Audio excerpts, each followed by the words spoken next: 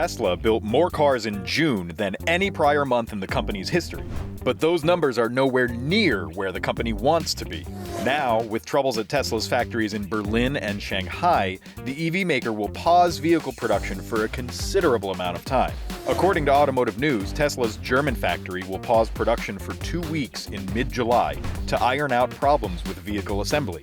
The company hopes it can double its output when the Berlin factory starts up again. Tesla wants to increase worldwide production to 10,000 cars a week, or 500,000 cars per year. The electric car maker has had major problems at its Shanghai factory, especially after local government shut down the city over COVID-19 concerns.